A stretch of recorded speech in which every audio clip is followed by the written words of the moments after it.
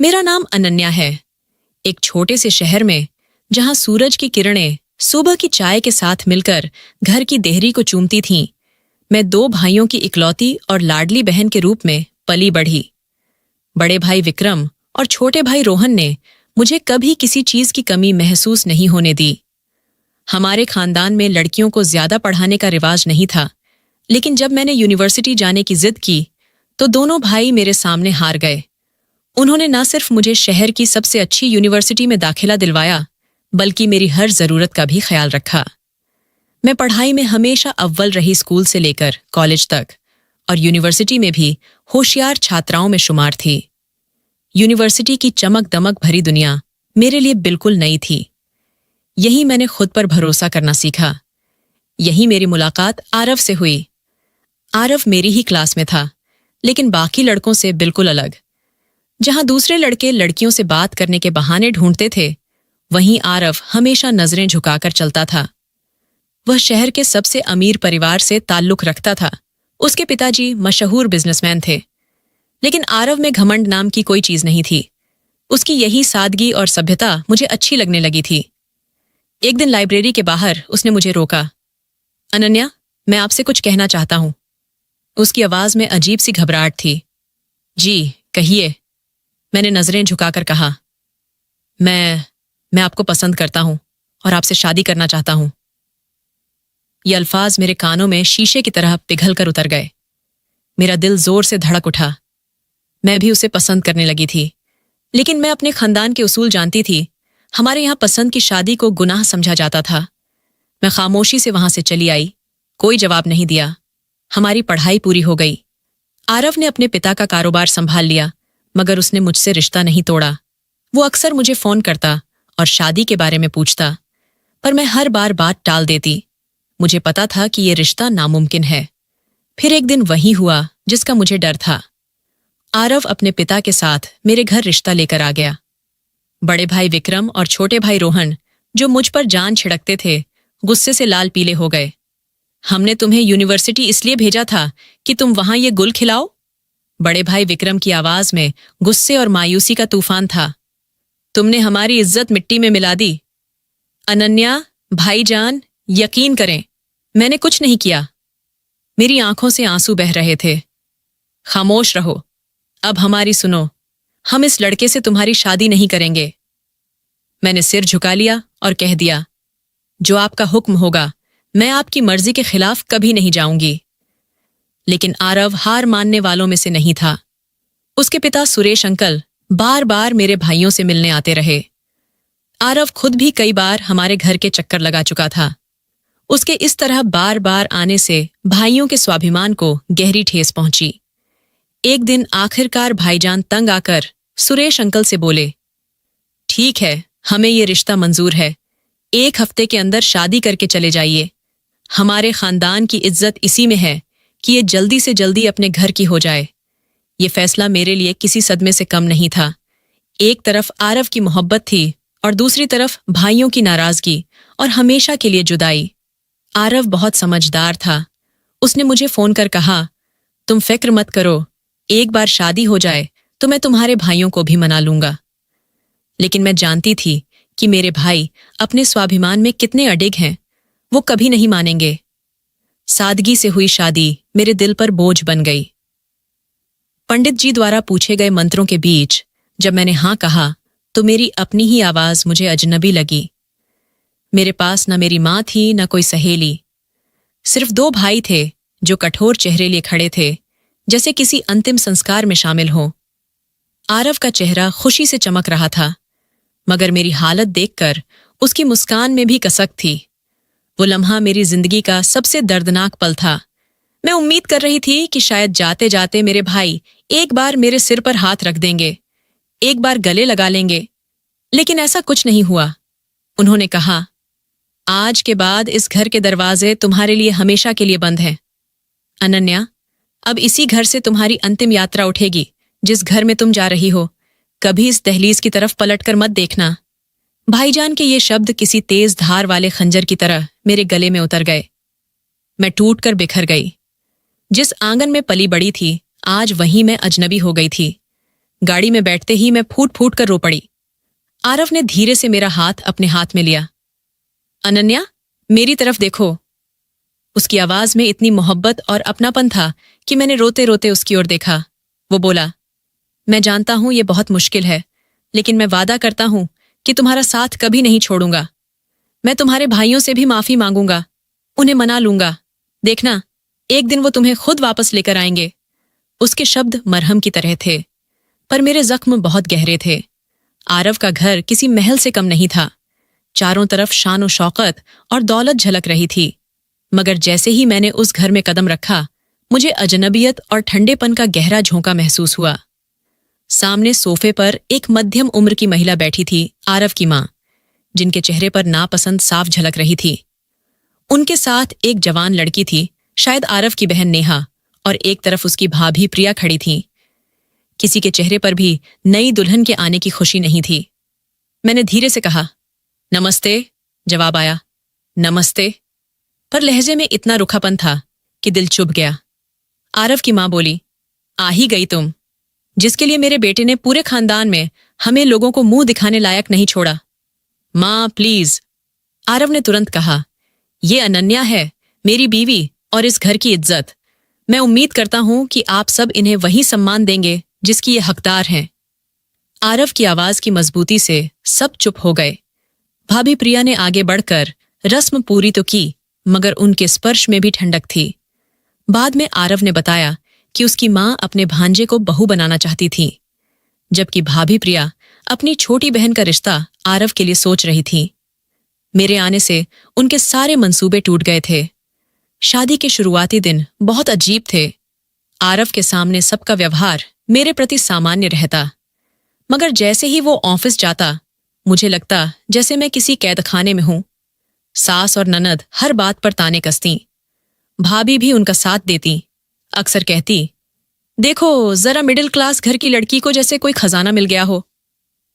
मैं खामोशी से सब कुछ सहती रही। मेरे पास आरव के अलावा कोई नहीं था जिससे मैं अपने दिल की बात कह पाती। जब आरव को मेरी उदासी का एहसास हुआ तो उसने धीरे से कहा, तुम सारा दिन घर में अकेली बोर हो जाती हो ना? एक रात उसने मेरा हाथ थामकर मुझसे पूछा, और मैं बस सिर हिला दी। उसने कहा, आगे से जब भी मैं ऑफिस में रहूंगा तुम्हें फोन करूंगा। और उसने वादा निभाया।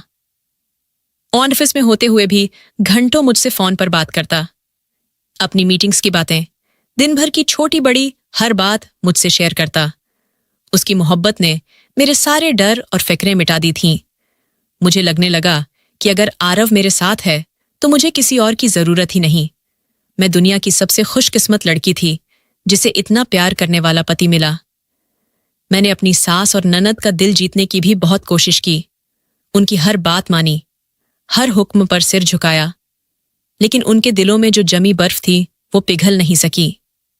फिर हमारी जिंदगी में एक सुबह नई खुशी आई। मेरी तबीयत खराब थी तो आरव ने मुझे जबरदस्ती डॉक्टर के पास ले जाया।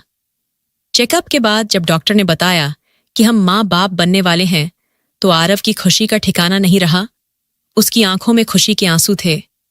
उसने अस्पताल से निकलते ही मेरा हाथ चूमा और कहा, अनन्या, तुमने मुझे दुनिया की सबसे बड़ी खुशी दी है। रास्ते में मिठाई खरीदी और खुशी खुशी घर पहुंचा। माँ, पिताजी, नेहा, भाभी सब कहाँ हैं? मैं आप सबके लिए खुशखबरी लाया हूं। सब लोग लॉन में इकट्ठे हो गए। आरव ने मिठाई का डिब्बा अपनी माँ के सामने रखा और कहा, माँ, आप दादी बनने वाली हैं। ये सुनते ही सबके चेहरों पर अजीब सी खामोशी छा गई। भाभी प्रिया, ननद नेहा और सास तीनों के चेहरों उतर गए। सास ने बिना किसी प्रतिक्रिया के बस मुंह फेर लिया। केवल मेरे ससुर थे जिन्होंने आगे बढ़कर आरव को गले लगाया और मेरे सिर पर हाथ फेरकर आशीर्वाद दिया। उस दिन मुझे गहराई से एहसास हुआ कि इस घर में आरव और उसके पिताजी के अलावा कोई भी मेरी और मेरे आने वाले बच्चे की खुशी में शामिल नहीं था। मेरा गर्भ लगभग 3 महीने का हो गया था। उन महीनों में घर के माहौल में अजीब सा बदलाव आया।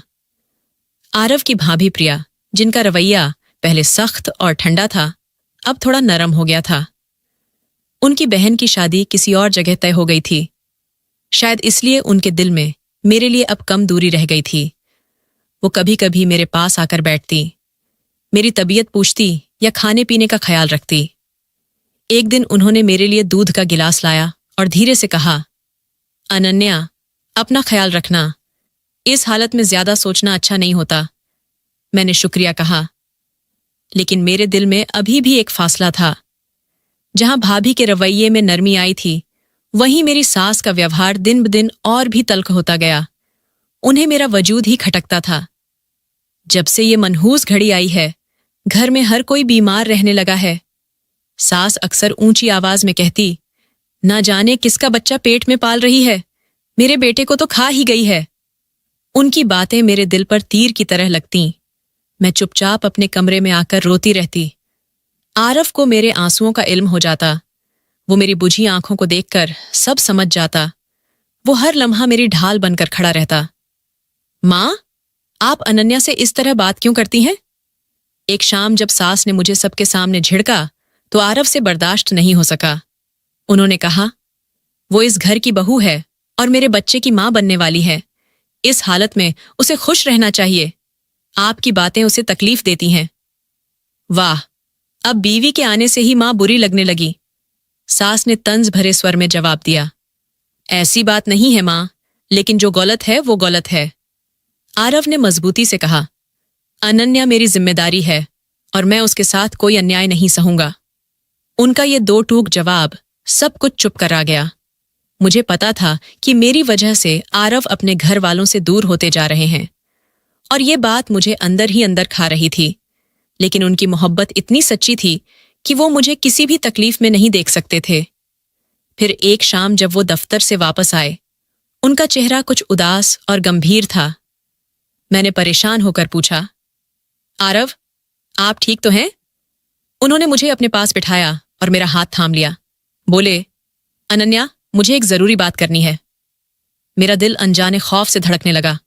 मैंने धीरे से कहा, जी कहिए। उन्होंने बताया, मुझे कुछ दिनों के लिए देश से बाहर जाना पड़ेगा। एक बहुत जरूरी बिजनेस मीटिंग है और बाबा चाहते हैं कि मैं ही जाऊं। मेरी दुनिया जैसे ठहर सी गई। मैं चीख पड़ी, नहीं आरव, आप मुझे छोड़कर नहीं जाएंगे। मेरा दिल नहीं मान रहा, प्लीज मना कर दो। आरव ने मेरे आंसू पोंछते हुए कहा, बस चंद दिनों की तो बात है, वादा करता हूं काम खत्म होते ही पहली फ्लाइट से वापस आ जाऊंगा। और तुम अकेली कहाँ हो? तुम्हारे पास हमारा बच्चा है, उसका ख्याल रखना और अपना भी। मैंने भाभी को सब कुछ समझा दिया है, वो तुम्हारा बहुत ख्याल रखेंगी।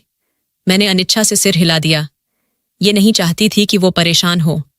जिस दिन उन्हें जाना था वो दिन मेरे लिए बेहद भारी था। मैंने उनके लिए सामान पैक किया। हर चीज रखते हुए मेरा दिल डूब रहा था। एयरपोर्ट जाने से पहले वो मेरे पास आए और अपने और हमारे बच्चे का ख्याल रखने की हिदायत दी। माथे पर चुंबन देकर बोले, जब मैं वापस आऊंगा तो तुम्हें हंसता मुस्कुराता देखना चाहता हूं। मैंने कांपते हुए कहा, आप भी अपना ख्याल रखिएगा और पहुंचते ही फोन कीजिएगा। उनकी आवाज आंसुओं में डूबी हुई थी। बिल्कुल, अब रोना बंद करो। ये कहकर उन्होंने मुझे आखिरी बार गले लगाया और चले गए। मैं दरवाजे पर खड़ी उन्हें तब तक देखती रही जब तक उनकी गाड़ी नजरों से ओझल नहीं हो गई। उस रात एक पल के लिए भी नींद नहीं आई। बार बार घड़ी देख रही थी और बेहद बेचैनी से आरव के फोन का इंतजार कर रही थी। मुझे अंदाजा था कि फ्लाइट को क्लियर किए हुए काफी समय हो गया होगा। शायद इमिग्रेशन की प्रक्रिया होगी। मैंने खुद को तसल्ली दी और टीवी चालू कर दिया। चैनल बदलते बदलते मेरी नजर एक न्यूज चैनल पर पड़ी जहां ब्रेकिंग न्यूज चल रही थी। अफसोस, वही खबर, दुबई जाने वाली फ्लाइट ABX 150 टेकोनफ के कुछ ही देर बाद दुर्घटनाग्रस्त हो गई। टीवी स्क्रीन पर ये शब्द मेरे जहन पर हथौड़े की तरह गिरे। मेरे हाथ कांपने लगे और रिमोट मेरे हाथ से फर्श पर गिर गया। यही वो फ्लाइट थी, यही आरव की फ्लाइट थी। मेरी चीख पर सबसे पहले भाभी प्रिया कमरे की तरफ भागी। उसके पीछे सास और नेहा भी आई। क्या हुआ? क्यों चीख रही हो? भाभी ने घबराकर पूछा, लेकिन उनकी नजर तुरंत टीवी स्क्रीन पर पड़ी जहां मेरे आरव की फ्लाइट का नंबर बार बार दिखाई दे रहा था। ये क्या है? सास की आवाज कांप रही थी। नेहा ने टीवी की आवाज बढ़ा दी। न्यूज एंकर लड़खड़ाती हुई आवाज में बता रहा था कि कमलेश्वर मंदिर के पास विमान गिर गया है और किसी भी यात्री के बचने की कोई उम्मीद नहीं है। ये सुनते ही घर में जैसे कयामत आ गई। मेरी सांसें रुकने लगीं। नहीं, मेरा आरव, मेरे बेटे को कुछ नहीं हो सकता। भाभी ने भी यकीन नहीं किया और अपने पति को फोन किया, जो घर पर नहीं थे। मेरे ससुर भी मेरी चीख सुनकर कमरे से निकल आए। टीवी की खबर देखकर उनका मजबूत धैर्य टूट गया। नहीं, ऐसा नहीं हो सकता। शायद आरव किसी वजह से उस विमान में नहीं बैठा होगा। उन्होंने कांपते हाथों से फोन उठाया और एयरलाइन के दफ्तर में कॉल करने लगे। अगले कुछ घंटे हमारी जिंदगी की सबसे दर्दनाक घड़ियां थीं। हम सब अनजानी उम्मीद के सहारे जिंदा थे। ससुर लगातार फोन पर संपर्क में थे। उनका चेहरा हर गुजरते पल के साथ और भी परेशान होता गया। घर में रिश्तेदार आने लगे। हर तरफ अफरा-तफरी का माहौल था। मैं एक कोने में सोफे पर बेहोशी की हालत में बैठी थी। मेरे आंसू और होश खो चुके थे। मेरा दिमाग अस्त व्यस्त था। कुछ समझ नहीं आ रहा था, जैसे ये कोई भयानक सपना हो और कोई मुझे झिंझोड़ कर कहे कि सब ठीक है, आरव ठीक है। फिर वो फोन कॉल आया जिसने हमारी आखिरी उम्मीद भी तोड़ दी। मेरे ससुर फोन पर किसी से बात कर रहे थे और बात करते करते धड़ाम से सोफे पर गिर गए। उन्होंने पुष्टि की। उनकी आवाज टूट रही थी। यात्री सूची में आरव का नाम है। वो कह रहे थे कि कोई नहीं बचा और लाशें भी हैं। ये सुनते ही मेरी सास ने अपना सिर पीटना शुरू कर दिया। उनका सारा दुख और सदमा अचानक नफरत और गुस्से में बदल गया। उनकी पहली नजर मुझ पर पड़ी, जैसे सब कुछ मेरी तरफ देख रही थी। मेरे बेटे को निगल गई, वो चीखती हुई मेरी तरफ बढ़ी। मनहूस, जब से इस घर में कदम रखा है, बर्बादी ही लाई है। तेरा मनहूस आया, मेरे चांद से बेटे को छीन गया। इससे पहले कि वो मुंह तक पहुंचती, भाभी के पति ने उन्हें रोक लिया। मां, होश में आए। ये क्या कह रही हैं? मैं सही कह रही हूं। वही जिसने मेरी बेटी पर जादू किया था, आज उसी के कारण मेरे बेटे की जान चली गई। हाँ मां, आप सही कह रही हैं। नेहा भी रोते हुए बोली। ये ना आती हमारी जिंदगी में तो भाई आज हमारे साथ होते। उनके बयान मेरे दिल पर झर की तरह असर कर रहे थे। उस वक्त मैं खुद अपने होशों में नहीं थी। मेरे अस्तित्व का हिस्सा टूट चुका था और ये लोग मेरे जख्मों पर नमक छिड़क रहे थे। मेरी सांसों के साथ ही मेरा आरव मुझसे हमेशा के लिए दूर हो गया और ये लोग उन्हें मेरे लिए कातिल बता रहे थे। मैं बेबसी में अपनी ससुराल की तरफ देख रही थी, जो शायद इस घर में मेरे एकमात्र हमदर्द थे, लेकिन वे भी अपने बेटे के गम में डूबे हुए थे। उन्होंने खुद को कमरे में बंद कर लिया। उनकी खामोशी ने मेरी सास और भाभी को और भी मजबूती दे दी। अब आने जाने वाले लोग मुझे अजीब नजरों से देखने लगे। मेरी सास हर किसी के सामने रोते हुए कहती, मैं क्या करूं? मैं ऐसी बहू लेकर आई थी जिसने मेरे बेटे को ही निगल लिया। मेरे लिए हर पल एक जुल्म और दर्द बन गया था। आरव की मौत ने मुझे जिंदा दफन कर दिया था। मुझे लगता था जैसे मेरी जिंदगी का आखिरी दिन आ गया है। अब सांस भी नहीं आएगी। बस मेरे पेट में पल रही एक जिंदगी बची थी, आरव की अंतिम निशानी जो मुझे जीने पर मजबूर कर रही थी। आरव की मौत को 2 महीने बीत चुके थे। उन 2 महीनों में मेरे लिए वक्त जैसे थम सा गया था, लेकिन मेरे ससुराल वालों के लिए शायद अब सब कुछ सामान्य हो गया था। मेरे ससुर पहले कुछ दिन अपने कमरे में बंद रहे, अब अपने कारोबार में व्यस्त थे, मगर अब भी खामोश और बुझे बुझे से थे। आरव की मौत का सदमा उन पर सबसे गहरा था। घर में सबसे बड़ा बदलाव भाभी प्रिया के व्यवहार में आया। आरव के जाने के बाद जो थोड़ी बहुत हमदर्दी उन्होंने दिखाई थी, वो पूरी तरह खत्म हो गई। वो फिर अपनी सास और ननद के साथ हो गई। अब तीनों औरतें मिलकर मुझे सताने का कोई मौका हाथ से जाने नहीं देती थीं। मैं 5 महीने की गर्भवती थी। तबीयत अक्सर खराब रहती, लेकिन उन्हें मुझ पर कोई तरस नहीं आता था। एक सुबह मैं सोकर उठी तो घर में अजीब सा शोर था। बाहर निकली तो देखा कि सास ने सारे नौकरों को लाउंज में इकट्ठा कर रखा था। वो कह रही थी, आज से तुम में से किसी की भी इस घर में जरूरत नहीं है। अपना हिसाब लो और यहां से चले जाओ। एक पुरानी नौकरानी ने हिम्मत करके पूछा, डीएम, अचानक क्या हुआ? क्या हमसे कोई गलती हो गई? सास ने हिकारत भरी नजर मुझ पर डालते हुए कहा, गलती तुमसे नहीं हुई, गलती मेरे बेटे ने की थी, उस बदकिस्मत को घर लाकर। जब हमारे पास एक मुफ्त की नौकरानी मौजूद है तो हम तुम लोगों की तनख्वाह क्यों दें? उनका इशारा साफ मेरी तरफ था। सारे नौकरों ने तरस भरी नजरों से मुझे देखा और खामोशी से चले गए। उस दिन से मेरी जिंदगी में एक नया दर्द और तकलीफ शुरू हो गई। मैं आरव के बच्चे की मां बनने वाली थी, लेकिन मुझसे उस घर में नौकरानियों जैसा काम करवाया जाने लगा। सुबह सबसे पहले उठकर सबके लिए नाश्ता बनाना, फिर पूरे घर की सफाई करना, कपड़े धोना, इस्त्री करना और दोपहर का खाना तैयार करना। पूरा दिन काम करके मैं टूट जाती, थककर जमीन पर सो जाती, लेकिन एक पल के लिए भी बैठने की इजाजत नहीं थी। मैं ये सब सिर्फ इसलिए बर्दाश्त कर रही थी क्योंकि ये आरव का घर था। यहां हर चीज में उसकी खुशबू थी। उसकी यादों को छोड़कर मैं कहां जाती? आरव की मौत को अभी 2 महीने ही बीते थे। एक दोपहर गर्मी में सबके लिए खाना बनाया और डाइनिंग टेबल पर लगाया। सब कुर्सियों पर बैठ गए। मैं भी थकान से कुर्सी पर बैठने लगी। तभी नेहा ने जोर से मेरे नीचे से कुर्सी खींच ली। मैं मुश्किल से गिरते बचती। वो चिल्लाई, तेरी औकात नहीं, तुझे अपनी जगह जानना चाहिए। कोने में जा और वहीं बैठकर खा। तू भी इस घर की नौकरानी ही है। मेरी आंखों में आंसू छलक आए। भाभी प्रिया और सास के चेहरों पर ताने भरी मुस्कान थी। मैंने चुपचाप प्लेट उठाई और फर्श के एक कोने में बैठ गई। जैसे ही मैंने चावल मुंह में डाला, एक हड्डी मेरी प्लेट में गिर गई। मैं ऊपर देखी तो नेहा हंसते हुए एक और बोटी मेरी तरफ फेंक रही थी। ये ले, तेरी औकात ऐसी ही है, बिल्कुल कुत्तों जैसी। तू हड्डियां ही खाएगी। ये सुनते ही तीनों औरतें जोर से हंस पड़ीं। उनकी हंसी मेरे लिए मौत के ऐलान से कम नहीं थी। उनका हंसना मेरे कानों में गूंज रहा था। उस लम्हे मुझे उन सबसे गहरी नफरत महसूस हुई, लेकिन मैंने भाभी प्रिया की एक अजीब नजर भी नोट की। हंसते हुए वो अपनी सांस की तरफ देख रही थी, जैसे कह रही हो, हमारा मंसूबा सफल हो रहा है।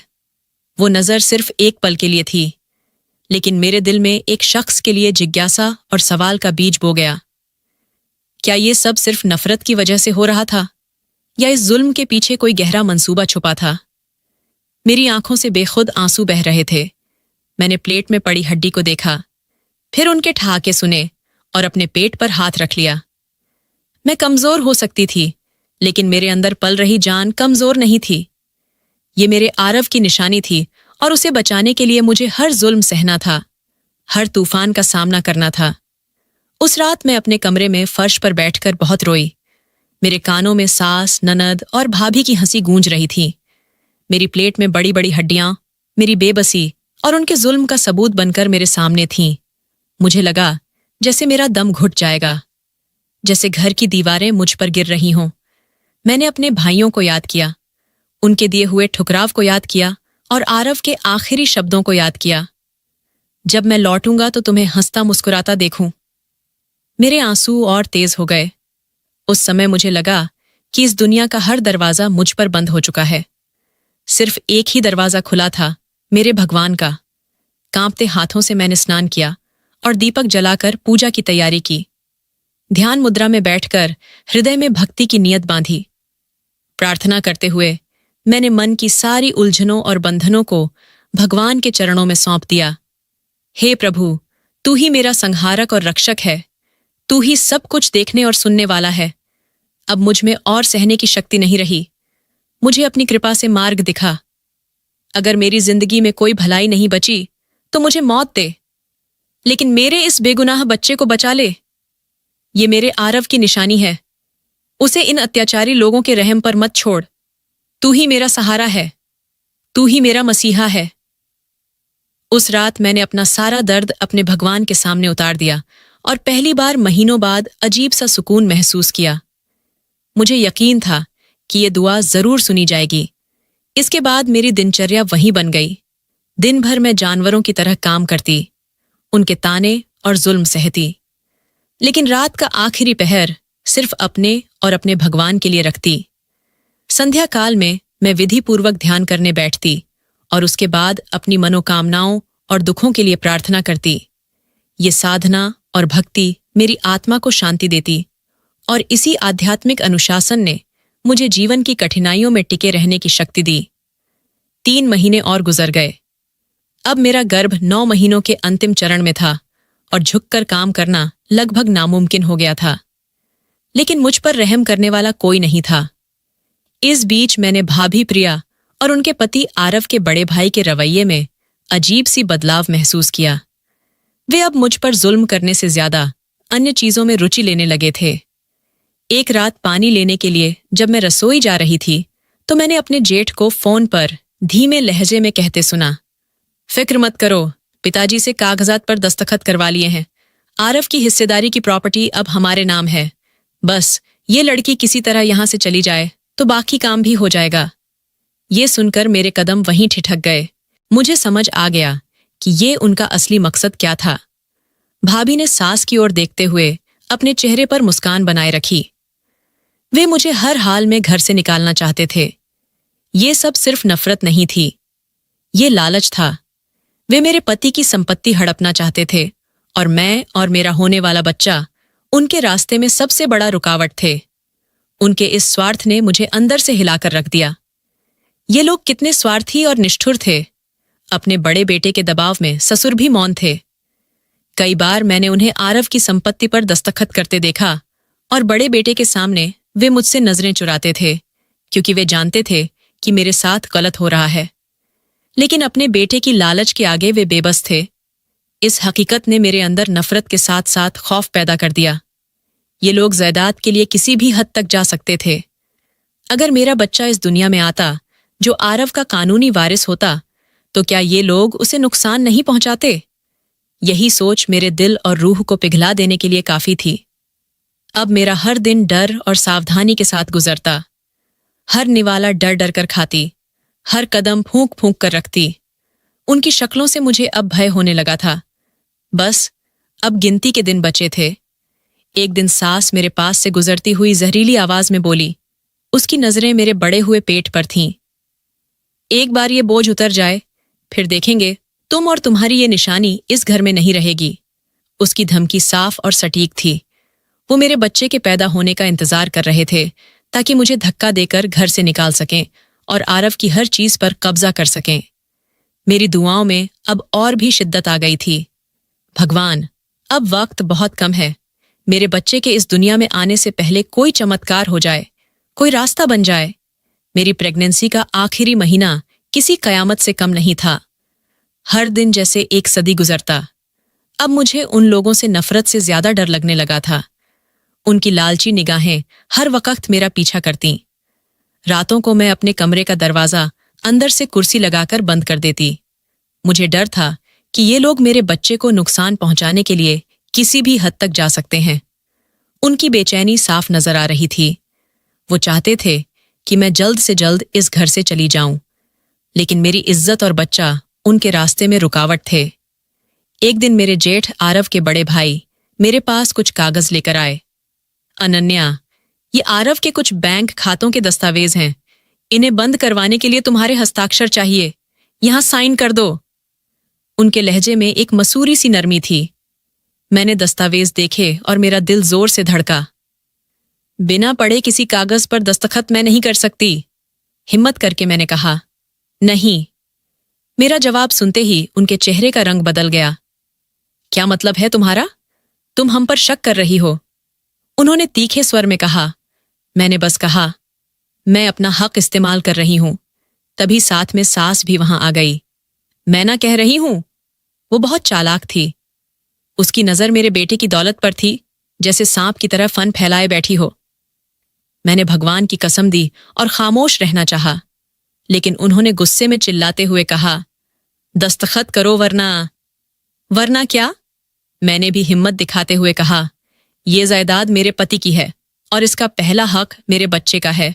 मैं इसे किसी लालची के हवाले नहीं करूंगी। जैसे ही ये शब्द मैंने कहे, घर में जैसे आग लग गई। भाभी प्रिया और नेहा भी वहां आ गईं। नेहा का चेहरा गुस्से से लाल हो गया। तेरी हिम्मत कैसे हुई मेरे भाई पर इल्जाम लगाने की? उसने चीखते हुए कहा। सास ने इशारा किया और उसने बड़ा झाड़ू उठा लिया। आज मैं तेरा सारा हुरूर खाक में मिला दूंगी, नेहा ने चिल्लाया। मैं पीछे हटते हुए बोली, खुदा के लिए ऐसा मत करो, मुझे मत मारो, मेरे बच्चे को कुछ हो जाएगा। मैं रोते हुए विनती कर रही थी, लेकिन उनके सिर पर खून सवार था। नेहा ने झाड़ू का पहला वार मेरी कमर पर किया। दर्द पूरे बदन में फैल गया। मैं फर्श पर गिर पड़ी और दोनों हाथों से अपने पेट को ढांप लिया। वो रुकी नहीं, मारती रही। सास और भाभी तमाशा देख रही थीं। उनके चेहरों पर शैतानी मुस्कान थी। मेरा जेठ खामोशी से सब देख रहा था। मेरी चीखें उस बड़े से घर में दम तोड़ रही थीं। मुझे लगा आज मैं और मेरा बच्चा हम दोनों ही नहीं बचेंगे। तभी अचानक हवेली का मुख्य दरवाजा जोरदार धमाके से खुला। ऐसा लगा जैसे किसी ने उसे लात मारकर तोड़ दिया हो। एक गरजदार गूंजती हुई आवाज पूरे घर में गूंज गई। कमरे में मुकम्मल सन्नाटा छा गया। नेहा का उठा हुआ हाथ हवा में ही रुक गया। सबने डरते हुए दरवाजे की तरफ देखा। मैं भी आंसुओं से धुंधली आंखों से देख रही थी। दरवाजे के चौखट पर बाहर की रोशनी में एक लंबा मजबूत साया नजर आया जो गुस्से से कांप रहा था। कौन है? मेरे जेठ की आवाज खौफ से लड़खड़ा गई। वो साया धीरे धीरे कमरे में दाखिल हुआ। जैसे ही उसका चेहरा रोशनी में आया, वहां खड़े हर शख्स की चीख निकल गई। नेहा का झाड़ू हाथ से गिर गया। सास ने मुंह पर हाथ रख लिया जैसे भूत देख लिया हो। मैं फर्श पर बेदम पड़ी थी। अपनी आंखों पर यकीन नहीं कर पा रही थी। क्या ये मेरा भ्रम था या कोई मौत जैसी मौजूदगी जिसे मैं अपने लबों से महसूस कर रही थी? एक कांपती हुई आवाज निकली, आरव, आरव। उसकी मौजूदगी, उसकी आवाज सब कुछ इतना हकीकत जैसा था कि एक लम्हे के लिए मैं वहां मौजूद हर सांस लेना भूल गई। मैंने आरव के जवाब का इंतजार नहीं किया। उसकी आंखों में जलते अंगारे थे। वो लंबे लंबे कदमों से सीधे मेरे पास आया और अचानक मेरी ननद को दूर धकेल दिया। तेरी हिम्मत कैसे हुई मेरी पत्नी पर हाथ उठाने की? उसकी दहाड़ में ऐसा कहर था कि नेहा डर से कांप उठी। जमीन पर गिरते हुए वो कांपती आवाज में बोली, भाई आप जिंदा हैं? आरव ने कहा, हाँ जिंदा हूं।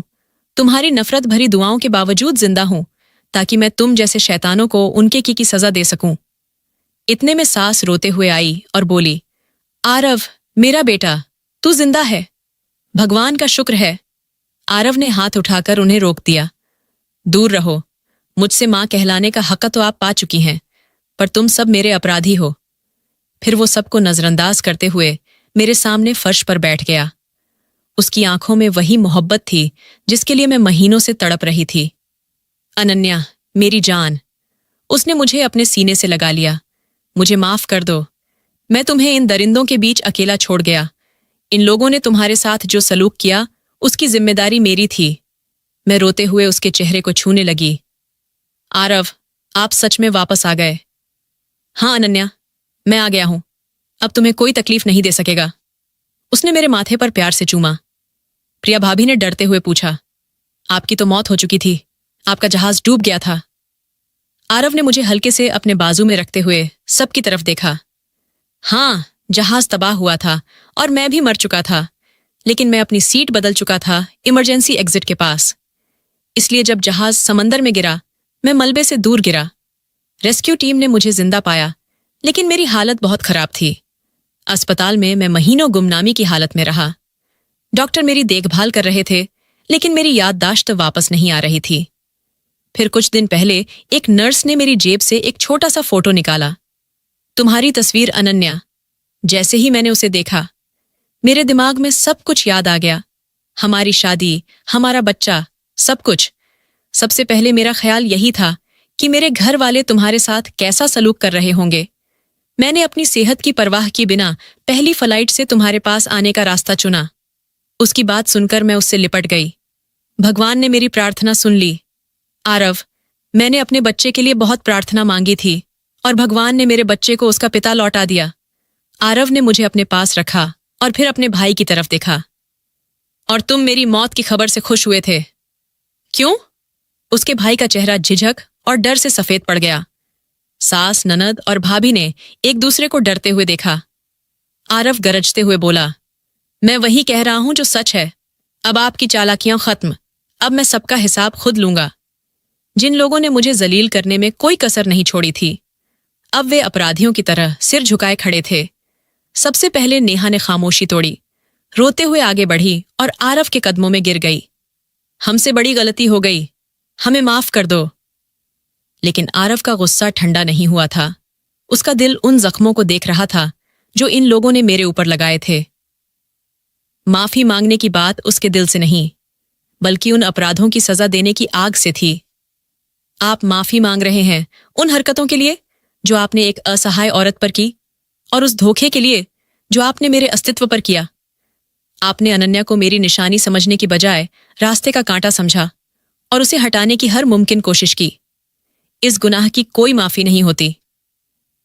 आरव का लहजा इतना सख्त था कि मुझे लगा वो आज ही कोई आखिरी कदम उठा देगा। इससे पहले कि वो कुछ और कहता, मैंने आगे बढ़कर नरमी से उसका हाथ थाम लिया। आरव, बस कर दो। मेरी आवाज बहुत धीमी थी। उसने चौंक कर मेरी तरफ देखा। उसकी आंखों में मेरे लिए चिंता और सवाल थे। ये आपकी माँ है, आपकी बहन है। इंसानियत से ही होती है। भगवान भी माफ करने वालों को पसंद करता है। मेरे दिल में अब उनके लिए कोई गिला शिकवा नहीं है। आप भी उन्हें माफ कर दो।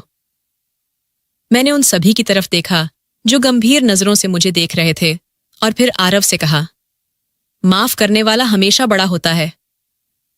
आरव का गुस्सा मेरे शब्दों पर पानी का काम कर गया। उसने गहरी सांस ली और मेरी तरफ देखा।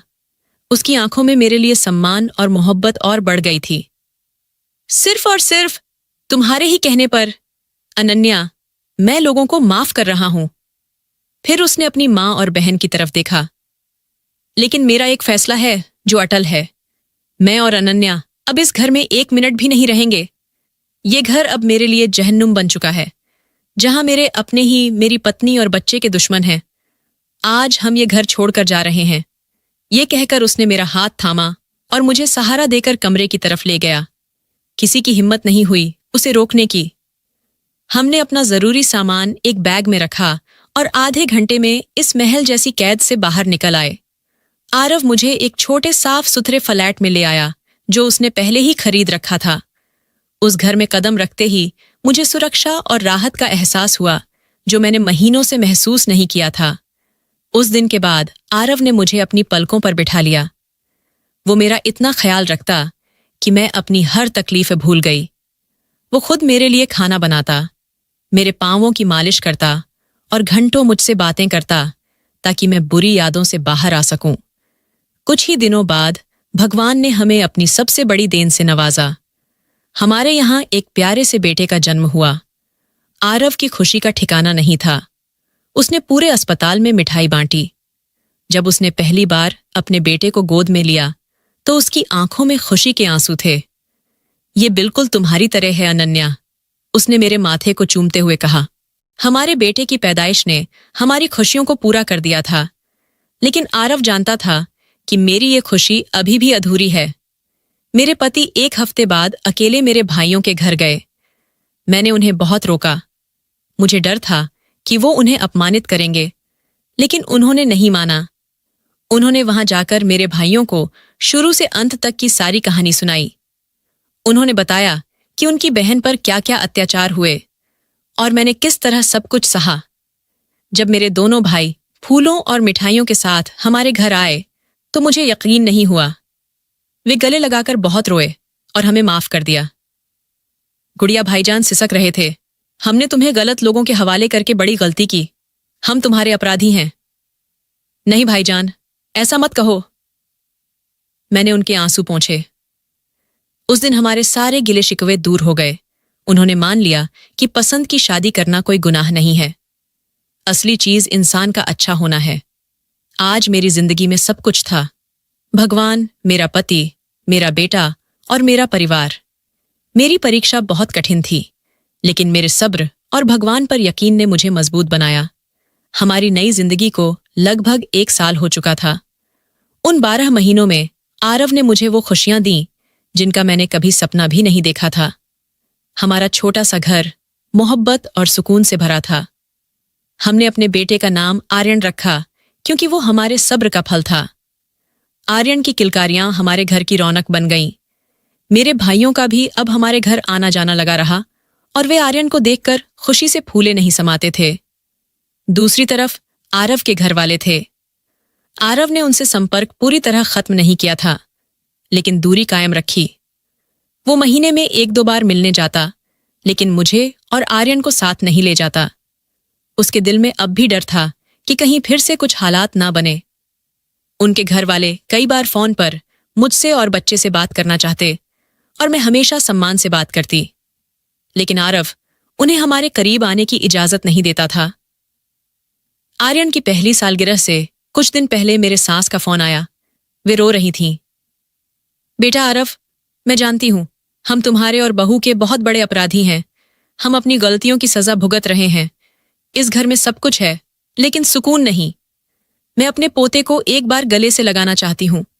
क्या ये मेरी ख्वाहिश पूरी नहीं हो सकती? उस दिन आरव बहुत परेशान था। रात को उसने मुझसे बात की। अनन्या, माँ फोन पर रो रही थीं और वो आर्यन से मिलना चाहती थीं। आरव ने पूछा, क्या हमें उन्हें यहां बुलाना चाहिए? मेरा दिल अब भी उन पर पूरा भरोसा करने से डर रहा था। मैंने उसका हाथ थामते हुए कहा, आरव, रिश्ते यूं अचानक खत्म करने से कुछ हासिल नहीं होता। वे अपने की पर शर्मिंदा हैं और यही उनकी सबसे बड़ी सजा है। हमें उन्हें एक मौका जरूर देना चाहिए। आर्यन की सालगिरह पर एक छोटी सी पार्टी रखी और आरव ने खुद जाकर अपने पूरे परिवार को दावत दी। जब वे लोग हमारे घर आए, उनके चेहरों पर निडरता के बजाय शर्मिंदगी साफ दिखाई दे रही थी। मेरी सास ने आगे बढ़कर आर्यन को गोद में उठाया और फूट फूट कर रो पड़ी। उन्होंने अपने हाथों से सोने की कड़े पहनाई और मेरे सिर पर हाथ रखकर कहा, बेटी, हो सके तो मुझे माफ कर दो। उनकी आंखों में सच्ची शर्मिंदगी थी। नेहा, प्रिया भाभी और मेरे जेठ सभी ने मुझसे और आरव से माफी मांगी।